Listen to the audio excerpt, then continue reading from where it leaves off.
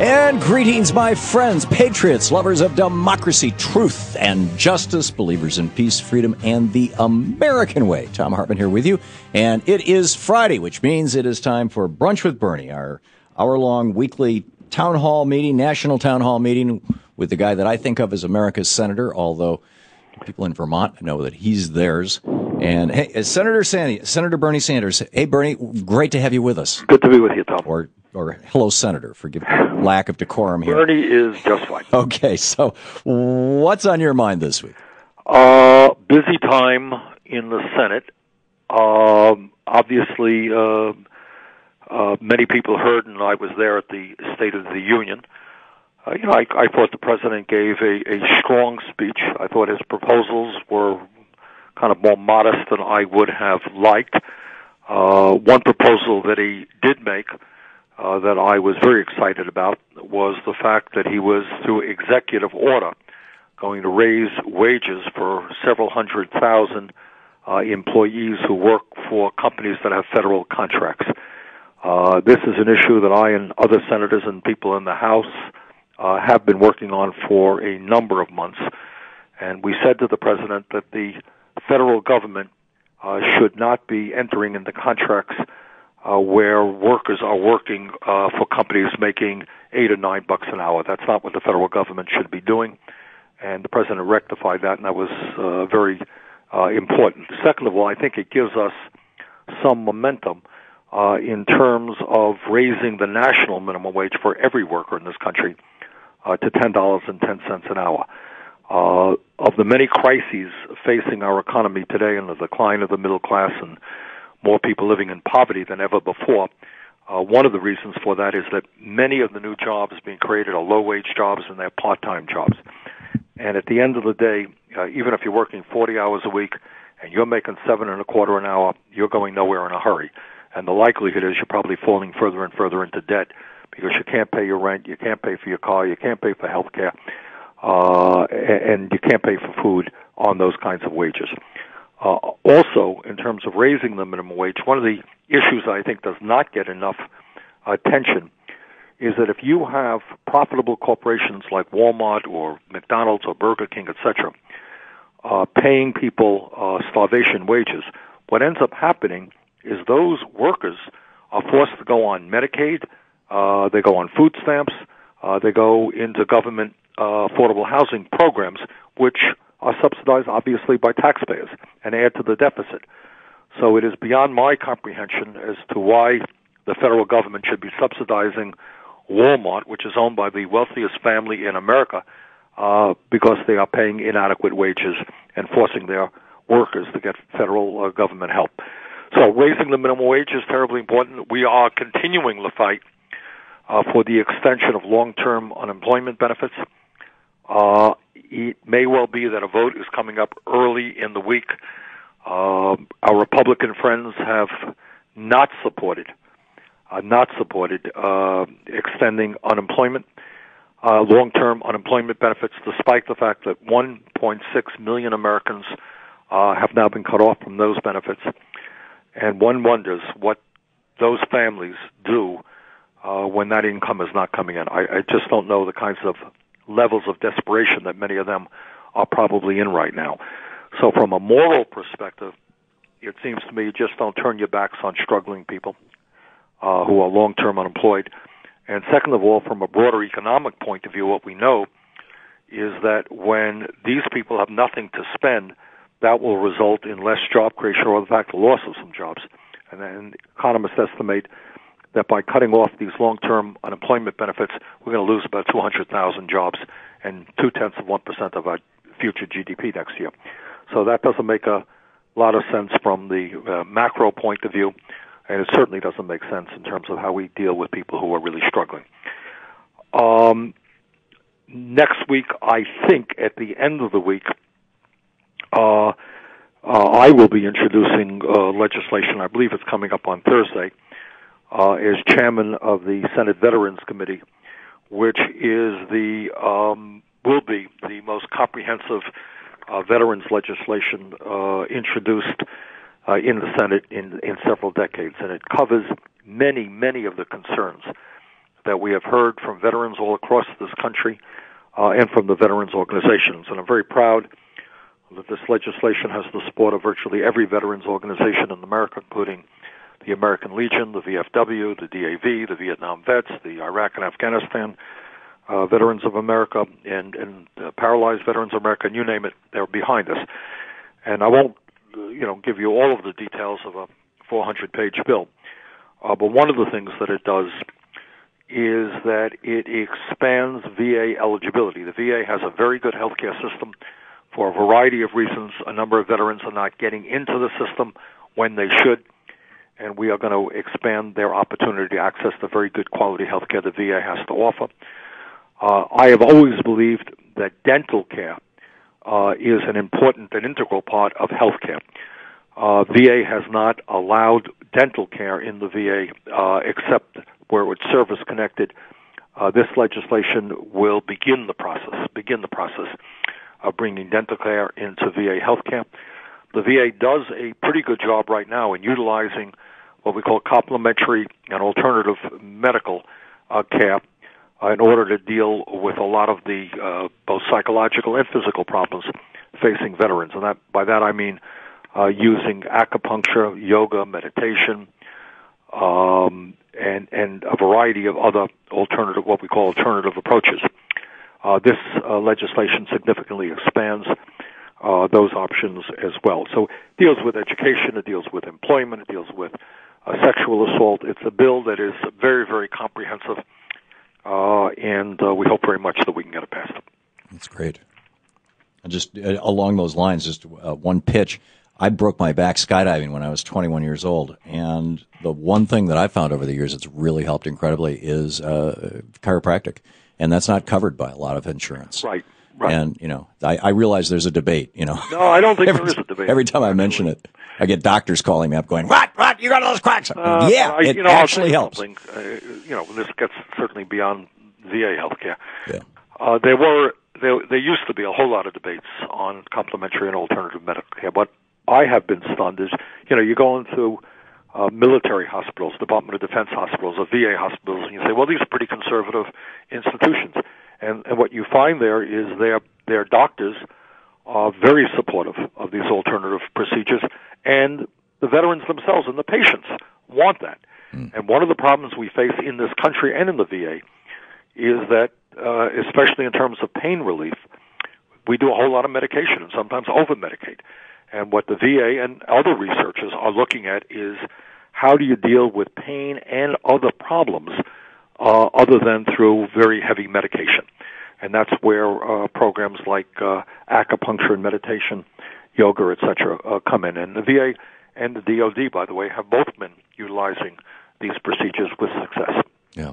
We have about 40 seconds till the break, Bernie. Is there anything else you wanted to add? Well, the other issue is that, I think we're all mindful that while the economy has made progress in the last 5 years from the disaster that it was when Bush left office, it is still in very, very rough shape.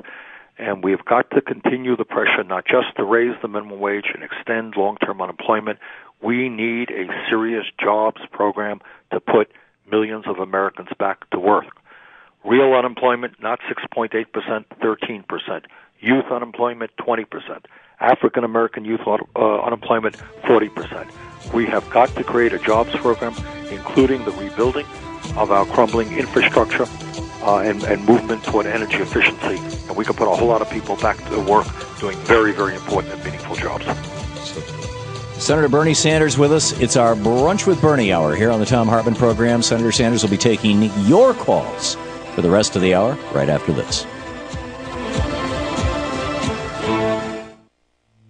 This is the Thom Hartmann program. By the way, be sure to check out Bernie's website, sanders.senate.gov, and he's got a town hall meeting coming up in Montpelier. You can watch that streaming live on his website. Check it out.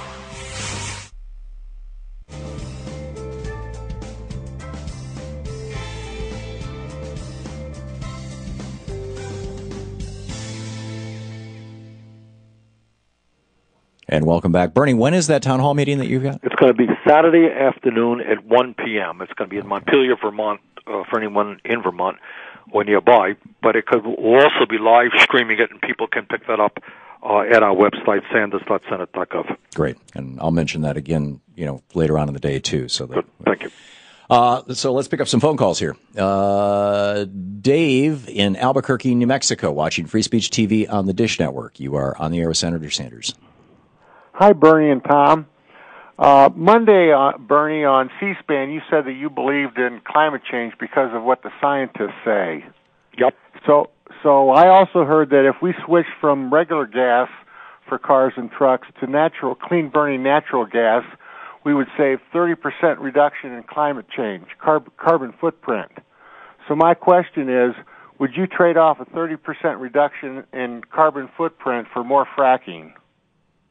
Well, that's a good question, Dave, and I think the answer, though, is more complicated than that. What I said on television and what I say on this show virtually every week is that the scientific community is almost unanimous in telling us that climate change is real, that it is man-made, that it is causing devastating problems right now, and that those problems will only get worse in years to come. Some people believe, and I think they make a reasonable case, is that natural gas is a reasonable bridge for the short-term future, until we move into less polluting types of energy.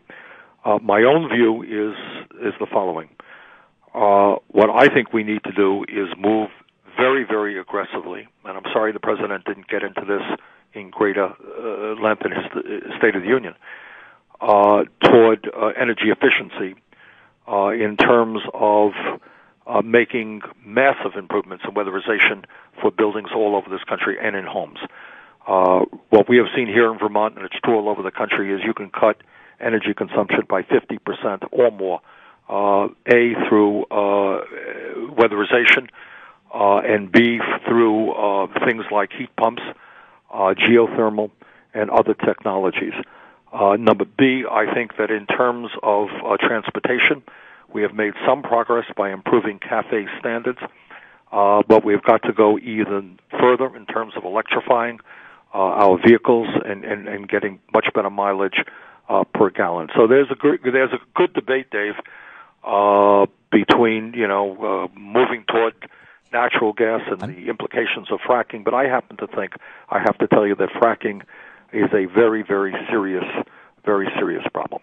We have just 30 seconds to the break, Bernie. One of the Japanese automakers is introducing a hydrogen-fueled car next year. You can make hydrogen out of water in your garage using electricity from a solar panel. I mean, yeah, these technologies are exploding, and there are many of them out there.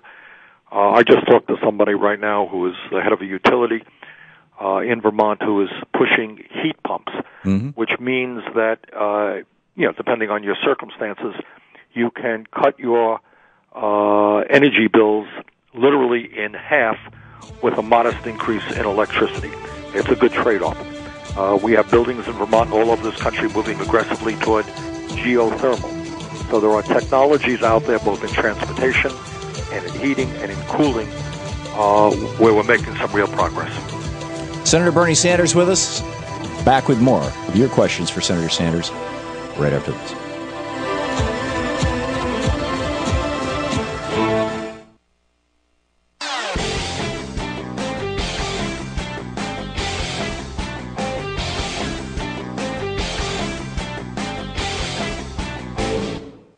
This portion of the Thom Hartmann program is underwritten in part by Carbonite.com, Stamps.com, and EdisonFactor.com.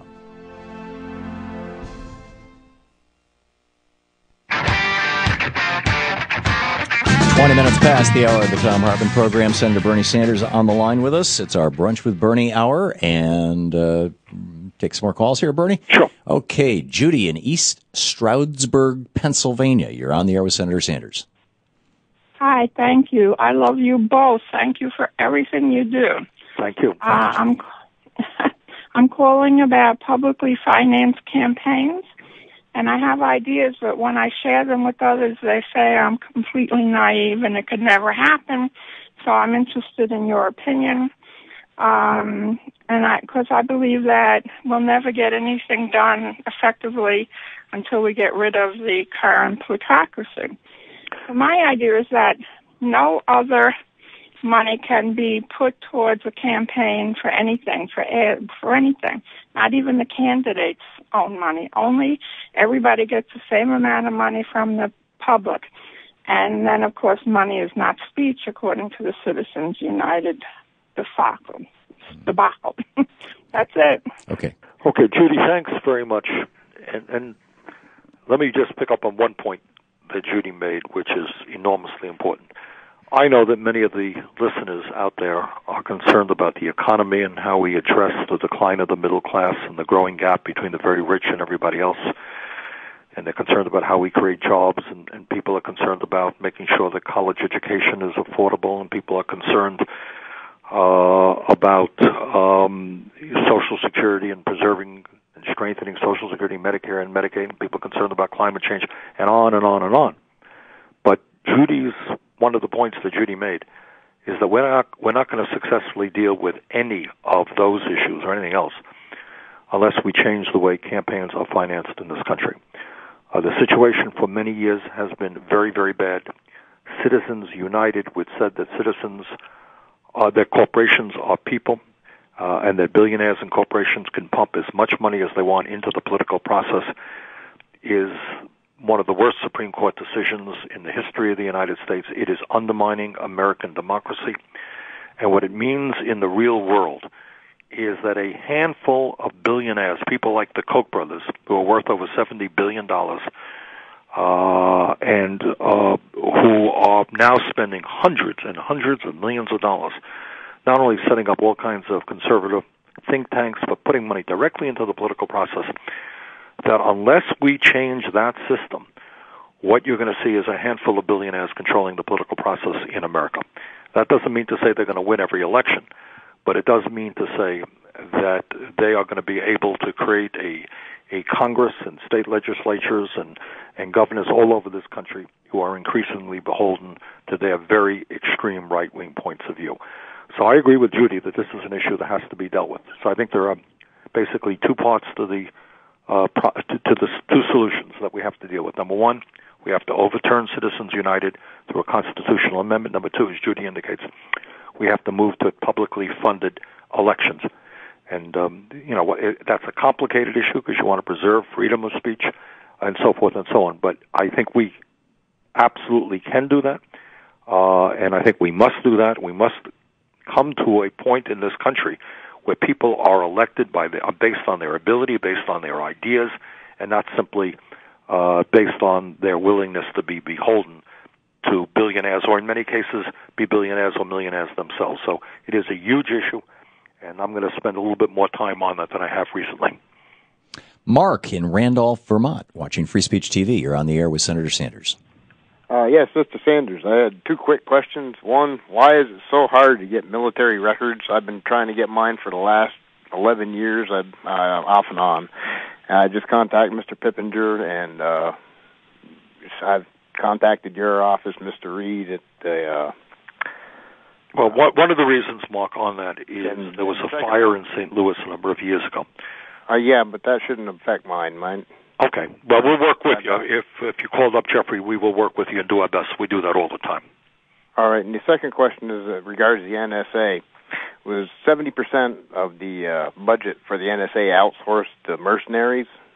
It would seem to me no matter what kind of laws anybody puts into place, it will not affect anything done by the NSA because mercenaries are not bound by the Uniform Code of Military Justice, the Bill of Rights, or any other thing. Well, I think you're thinking about people who are contracted out. Is that what you're referring to? Yeah, Ed Snowden worked for a company. Right, exactly. Well, I think, what I would say to you, Mark, who lives in Randolph, which is not far from Montpelier, drop into our town meeting that we're doing tomorrow on the NSA, and we have two very, very good keynote speakers who are national authorities on these issues. And, the issue is, to me, the fact that so many employees are contractors is an important point. But the more important point is, do we feel comfortable when you have government agencies who are filing every telephone call that we are making, who are quite able and presumably do get into the emails that we send, the websites that we visit, who have monitored telephone calls made by presidents of countries and allies of ours, who are just accumulating unbelievable amount of information about each and every American, 99.9% of whom have nothing to do with terrorism. Furthermore, this is not just a governmental issue. This is a private sector issue. It is a corporate issue. And just as the government is accumulating information, one would be very naive not to believe that with all of the new technology out there, that the corporate world does not assemble an enormous amount of information about our buying habits, our banking habits, what we watch, what we read, et cetera, et cetera. So, all of us, are in agreement that we've got to do everything we can to protect the American people from the very serious danger of terrorism. But I think we can do it. I believe very strongly we can do it without undermining our constitutional rights or our privacy rights. And that meeting is going to be tomorrow, Saturday at 1 p.m. in Montpelier. Where's it going to be, Senator? It's going to be at Montpelier City Hall. At City Hall, okay, at 1 o'clock. And it'll be streaming live also for people all over the country, all around the world at sanders.senate.gov, right? Right. Okay, you got it. Great. We'll be right back with Brunch with Bernie. You're listening to the Thom Hartmann Program. Call 866-987-THOM. And you can check out Bernie's website at sanders.senate.gov. And be sure to check it out tomorrow at 1 o'clock Eastern Time to see that town hall meeting on the NSA.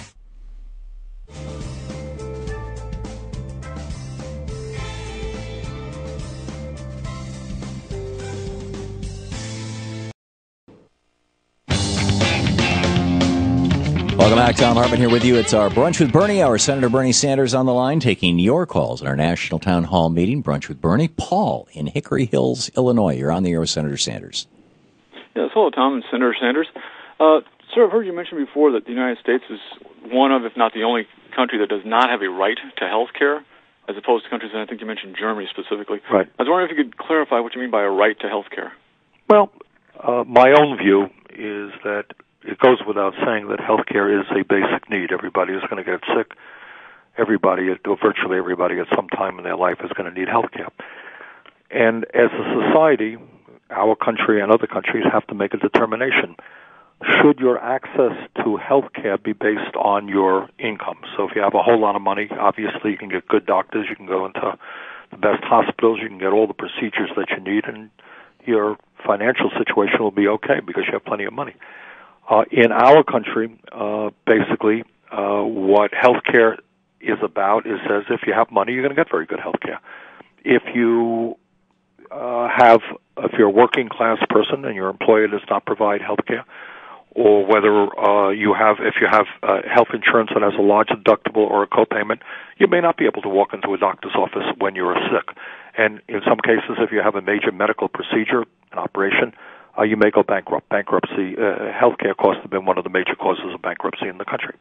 So to my mind, healthcare in a democratic, civilized society is a right of all people. If you're a billionaire, you don't have any money at all, that is a right because you're a human being and you have the right, should have the right, to get the health care that you need because you are a human being. Now that principle, more or less, exists in virtually every major industrialized country. So if you are in the United Kingdom, if you're in Canada, if you are in most of the European countries, including Germany, if you're in Scandinavia, if you're a citizen of that country, you go to the doctor when you need to, get the care that you need to, regardless of your income. Prescription drugs, in most cases in those countries, are either free or very affordable based on your income. So that is what I mean about healthcare being a right. In our country, that has not been the principle. And the end result is that we have a very complicated, dysfunctional healthcare system whose outcomes are not particularly good compared to many other countries, and yet we end up spending almost twice as much per person on healthcare, which is why I believe in a Medicare for all single-payer system, which would guarantee healthcare to every man, woman, and child in this country and do it a lot more cost-effectively than the current system. Susan in Casper, Wyoming, watching Free Speech TV on the Dish Satellite Network. You're on the air with Senator Sanders. Thank you, Tom, for everything that you do. Mr. Sanders, I was wondering, I'm so frustrated with our mental health care system, and I prefer to call it our brain disease and brain health. But I live in Wyoming, which has the highest suicide rate in the nation. And I just see that since the 60s, we have done away with care for people with brain disease. What we need is nonprofit, 30-day psychiatric hospitals around this country where you don't have to be a danger to yourself or others, but when you're spiraling out of control, you can go there for the help that you need. Pills just don't get it. We need human beings. How do we get there? I mean, Well, Susan, thanks very much for the question, and thanks for highlighting what is obviously a crisis, not just in Wyoming, but all over this country, including the state of Vermont. And I think people have seen that crisis tragically in the last few years in terms of these terrible shootings that we've had in schools and shopping malls and elsewhere, with people with serious mental illnesses are just, shooting other people and in some cases taking their own lives. In a sense, Susan, your question ties right into the question that Paul asked a moment ago from Illinois about, health care as a right. Obviously, when I talk about health care as a right, we mean mental health care as well. And there is no question that there are, God knows how many, at least hundreds of thousands of people walking the streets right now of all of our states who are hurting, who may be suicidal, who may be homicidal, who are spiraling out of control, as you've indicated, and are not getting the help that they need. No question about that. And we need a revolution in terms of mental health in this country, but it's part of the overall revolution that we need in terms of making sure that everybody, regardless whether it's a broken leg, whether it's cancer, whether it's mental health, gets the health care that they need. Howard in Hollywood, Florida. You're on the air with Senator Sanders. Hi, I say frack to fracking. When it comes to air and other natural forms of energy, we've got them. But I'm the guy that called you, Bernie, and talked about the Republicans being much better marketers than us. And I still want to hear a hearing or see a hearing on the Meese shutdown. That would have paid for a lot of food stamps. And the other issue that is not brought up, and I don't understand why, is that since Ronald Reagan, all the Republican presidents are responsible for all of the national debt, about $12.6 trillion, considering Obama's first year was Bush's budget. 12.6 trillion, 11.6 trillion was Republican presidents, and now they're acting as if they're the misers of the budget. Right. It's a joke. Howard, well, you make several good points, and I would agree with you, and as I have in the past, the Democrats are not, I think, as effective in framing the issues and coming up with talking points as the Republicans are. I think it's an ironic situation. I guess the less that you have to say, or when you have nothing to say, then you really hone your means of saying it. And those people who actually do take seriously the problems facing our country and are trying to come up with real solutions to those problems have a little bit harder time framing those issues. Your point about Republicans causing debt is a very good point, and you're quite right, and I think that most people don't understand that. And let's just remember where we are today. Our Republican friends say, let's see, we've got to cut Social Security, Medicare, Medicaid, education, food stamps, because we have this very, very high deficit. That's their argument. Well, how did we get that high deficit? How did it happen that when Clinton left office in 2001 and Bush took over, we were running a very significant surplus? Well, what do you think, Howard? Do you think that's an issue worth discussing? And the answer, of course, is that under Bush, we went into two wars, which will end up costing us somewhere around $3 to $6 trillion, and our Republican colleagues were not very interested in paying for those wars. We gave huge tax breaks to billionaires and millionaires, and our Republican friends were not interested in offsetting that. Passed Medicare Part D, expensive program, wasn't paid for. So you're quite right that what Republicans have a habit of doing is taking us into debt, and then they say, isn't it terrible we're in debt? We have to cut programs that impact working families. So I think that is a point that should be made a lot more than it is. Rich in Broadheadsville, Pennsylvania. You're on the air with Senator Sanders. Thank you for taking my call. Bernie, big fan of yours. You're like a rock star in my household. Me and my wife, a member of ASME in Pennsylvania. But an issue, Mr.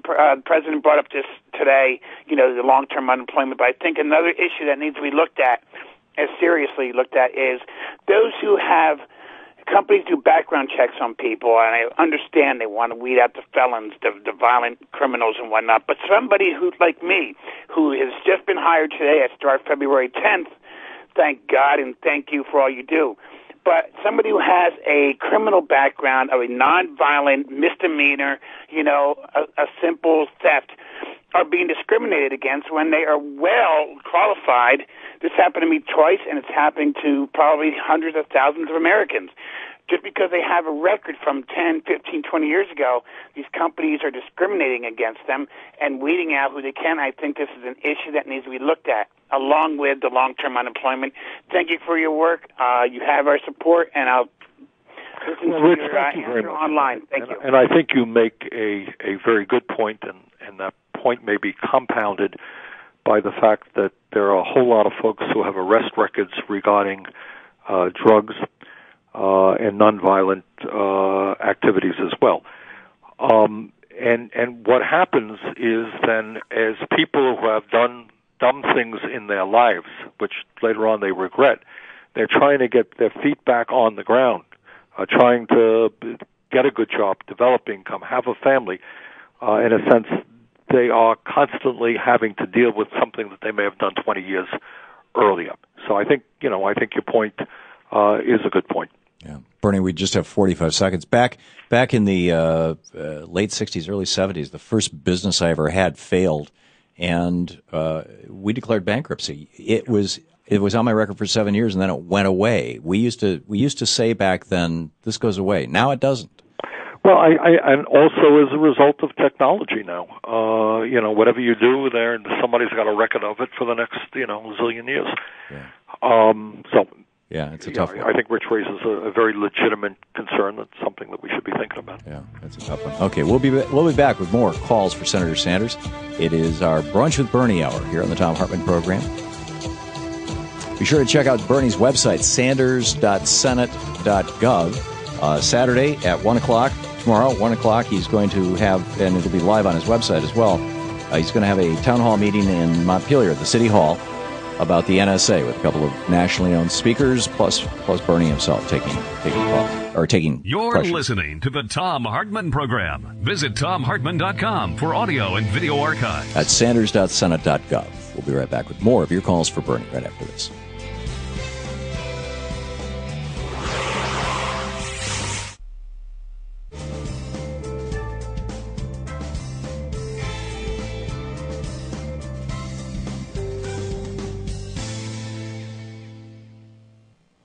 Welcome back. And Tim in Athens, Georgia, you're on the air with Senator Sanders.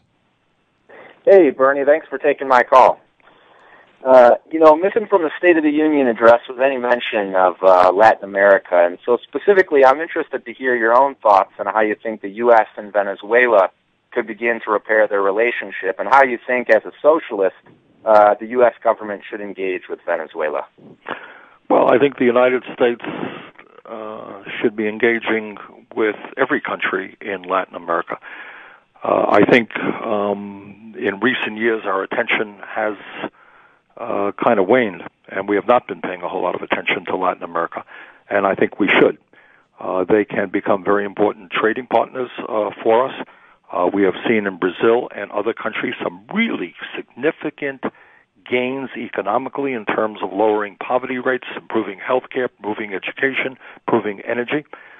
They are natural allies of ours, and I really think there has been a serious problem. It's interesting that you asked that question. I hope to be going to several Latin American countries in the next few months, but there has been, I think, a real lack of attention toward Latin America as we focus on countries throughout the world. Donna in Lodi, California. You're on the air with Senator Sanders. Good afternoon. Senator, I was hoping that you would consider a form of therapy for veterans that research has been done, helps veterans release trauma. It's called craniosacral therapy. There has been research done from the Upledger Institute in Florida, and I've been practicing craniosacral therapy for 20 years, and tissue has memory. Once that tissue has been released from the memory, the trauma is released out of the body, and healing takes place. Well, thank you. Actually, I have heard of that therapy, and thank you very much for the work that you are doing. I can't speak for the VA, but I can tell you that our goal is to expand alternative therapies. That's something that exists in legislation, which I hope will be on the floor next Thursday. And the goal is to take a look at any and all therapies and see, in fact, if they are legitimate and if they work. So I would hope very much that the VA will be taking a look at that particular form. Okay. Ryan in Newport, Maine. Ryan, we just have 1 minute till the break. Quick question for Bernie. Yep. Bernie, I was just curious what your solution would be to lower gas prices. I just wanted to say, I can't, realistically, afford like a hybrid or a solar vehicle. And, I just remember that when Clinton left office, in my area, gas averaged like 95 cents, and now it's like $3.50. So how would you fix that? Thank you. Well, I think, we have that problem here in Vermont, and especially in Vermont, we find, interestingly enough, that I am talking to you right now. I'm in Burlington, Vermont, at 20 miles down the road in towns of Middlebury or in Rutland, 30 or 40 miles down the road, prices are significantly cheaper. So some of it has to do with the fact that in certain areas of the country and in the state of Vermont, you have a handful of companies that own the gas stations and, in fact, are not engaged in any kind of serious form of competition. The bigger issue, I think, has to do with the power of ExxonMobil and these very profitable oil companies. And don't underestimate Wall Street speculation on the oil, the energy futures market. Those are the contributing factors that make gas prices much higher than they should be.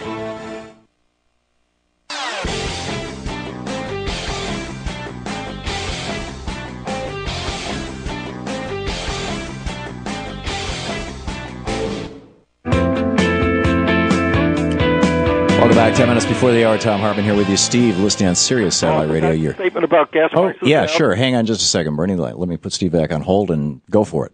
I just wanted to make sure that people heard. The issue of oil prices is complicated and it is multifaceted. Issue number one, ExxonMobil and the other oil companies year after year make huge profits ripping off the American people. Issue number two, one of the reasons that oil prices are so high is not just the oil companies, but Wall Street speculation. Many of these, Morgan Stanley and other companies, are investing very, very heavily in oil futures, the oil futures market, and their goal is simply to drive up prices and sell and make a profit. And thirdly, what we see in Vermont and many other states in the country are in various communities kind of a lot of a wink and a nod in terms of competition, and people are keeping prices artificially high. The end result is that the average consumer is paying a lot more at the pump than he or she should be paying. Okay. Steve in Haymarket, Virginia. You're on the air with Senator Sanders. Yeah, I went in business in 1973 during the Nixon administration, and at that time the cheapest amount of money that I could hire anybody at is $10 an hour. And I was in construction, and because of the booming economy in the Washington area, that was my low budget laborer. And I'm just trying to figure out why $10 an hour is impressive, which Elizabeth Warren says because of quantitative easing, it should be more like $19 an hour. And I hit the exact same number. And going back to your gas thing, that is the reason why gas is so expensive, because the dollar has been destroyed. 50% of the value of the dollar has gone away.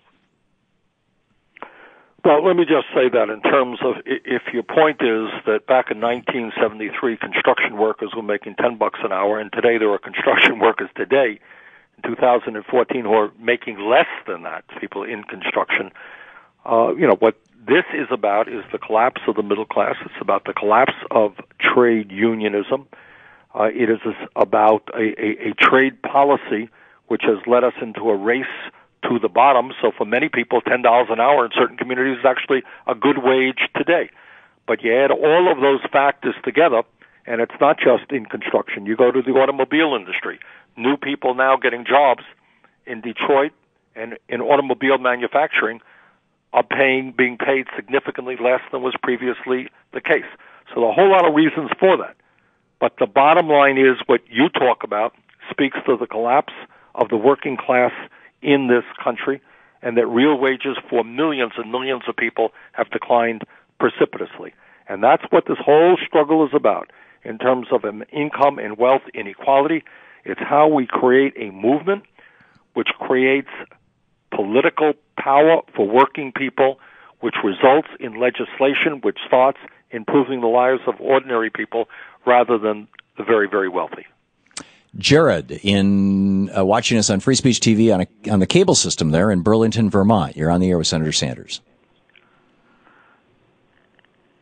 Jared? Oh, I'm sorry. Yeah, you're on the air. I would like to make a comment, but first I'd like to make just an observation. Bernie may not remember a conversation that we had. He had just been elected mayor. The chair wasn't even warm yet. And I approached him and said, how would you like to have the farmers market in City Hall Park? Why not? And that's the end of the conversation. It happened, and I took his strong support and talked with a bunch of people, and it happened.